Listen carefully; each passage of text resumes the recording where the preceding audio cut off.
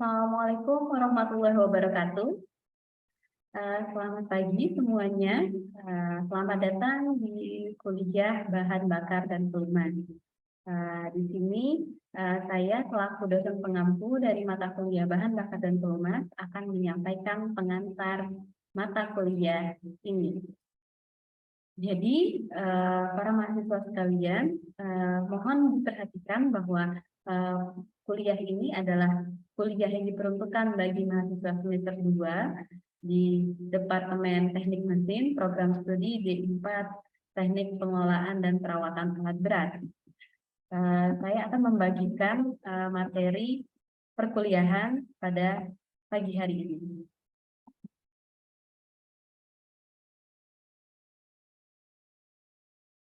Ada 3 poin penting yang akan saya sampaikan di sini, yaitu yang pertama adalah mengenai LMS atau yang kita biasa digunakan di UGM ini adalah ELOK ya.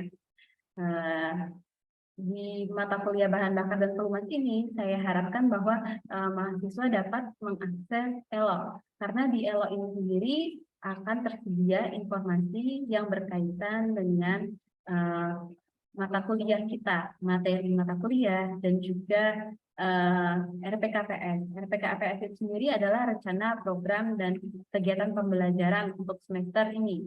Di sana sudah sangat rinci mengenai deskripsi singkat dari mata kuliah kita, yaitu Bahan Bakar dan Pelumas, di mana pada mata kuliah ini kita akan mempelajari mengenai konsep teori dari bahan bakar itu sendiri dan pelumasan pada mesin. Lalu juga kita akan mempelajari mengenai klasifikasi dari bahan bakar dan pelumas. Lalu kita juga akan mengidentifikasi mana saja bahan bakar yang termasuk ke dalam golongan-golongan kelas-kelas yang sudah ditetapkan. Lalu juga di sini kita akan mempelajari mengenai sejarah dan perkembangan dari angka oktan dan angka setanan. Jadi saya minta untuk setiap mahasiswa untuk dapat membaca file rincinya itu ada di ELOK RPKPS ini. Lalu selain RPKPS, mahasiswa juga diminta untuk dapat mempelajari dan membaca materi perkuliahan yang akan dibagikan 1 hari sebelum perkuliahan dimulai. Jadi diharapkan di hari sebelumnya mahasiswa dapat mempersiapkan diri dengan membaca materi kuliah yang akan disampaikan dosen pada besok hari, pada pertemuan berikutnya, seperti itu. Di LMS ini juga, di ELO ini, kita akan mengunggah tugas dan juga melaksanakan kuis. Lalu selanjutnya, poin yang akan saya jelaskan adalah mengenai, di sini saya akan menekankan bahwa peranan dosen. Dosen di sini berperan sebagai pendamping, motivator, dan juga fasilitator bagi mahasiswa. Di sini kita tidak lagi pembelajaran yang satu arah ya, dosen memberikan pengarahan dan memberikan materi, mahasiswa hanya diam, duduk, dan mendengarkan dan menerima. Tidak seperti itu. Di sini kita akan berdiskusi secara interaktif. Saya akan sebagai dosen pengampu mata kuliah ini akan mendampingi para mahasiswa dan memotivasi mahasiswa untuk dapat menyelesaikan kasus-kasus yang berkaitan dengan materi kuliah bahan bakar dan pelumas. Di sini saya tekankan untuk keaktifan mahasiswa agar dapat bekerja secara tim dan melakukan pembagian tugas dari masing-masing tim tersebut sehingga hasil yang diperoleh dari penyelesaian suatu masalah itu akan lebih kompleks dan akan lebih rinci dan hasilnya akan lebih baik karena dikerjakan secara tim dengan prosedur penugasan yang sudah baik seperti itu.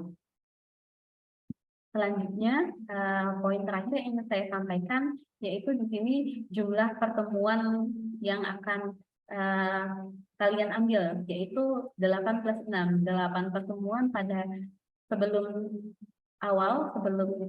ujian tengah semester, dan juga 6 pertemuan setelah ujian tengah semester.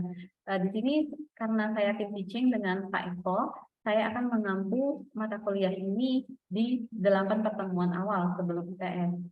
Jadi saya mohon mahasiswa untuk dapat hadir di tiap pertemuan saya di 8 pertemuan tersebut.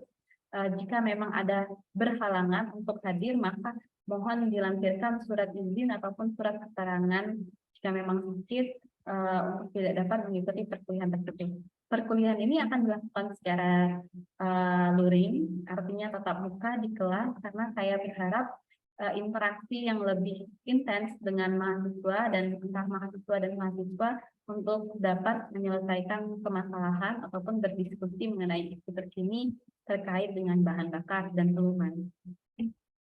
Lalu terakhir itu tentu saja ada penilaian. Di sini penilaian terdiri dari keaktifan, lalu akan ada kuis, tugas, dan case-based learning, UTS dan UAS. Masing-masing porsi persentase dari penilaian ini sudah kami tetapkan dan dapat dilihat di laman elok di bagian RPKPS. Di sana akan tertera persentase dari masing-masing poin-poin ini, keaktifan, kuis, tugas, CBL, UTS, dan UAS. Saya harap para mahasiswa setelah mengikuti perkuliahan ini dapat mendapatkan ilmu pengetahuan yang baru, insight baru mengenai bahan bakar dan peluman yang akan diaplikasikan ke mesin alat berat, dan juga mahasiswa dapat memecahkan masalah terkait isu-isu terkini seperti perkembangan bilangan setan dan oktan yang ada di Indonesia dan bahkan ada yang ada di dunia. Bagaimana perkembangan angka setana dan oktana yang nilainya itu, angkanya itu terus meningkat. Itu akan kita bahas di mata kuliah bahan bakar dan pelumas ini. Mungkin dari saya sekian. Sebelum saya tutup, saya akan menyampaikan ini ada beberapa referensi buku yang dapat mahasiswa baca. Internal combustion engine yang mana beberapa subbabnya akan menyinggung mengenai bahan bakar dan pelumas. Terima kasih. Mungkin itu saja penyampaian dari saya. Kita akan bertemu lagi di pertemuan selanjutnya.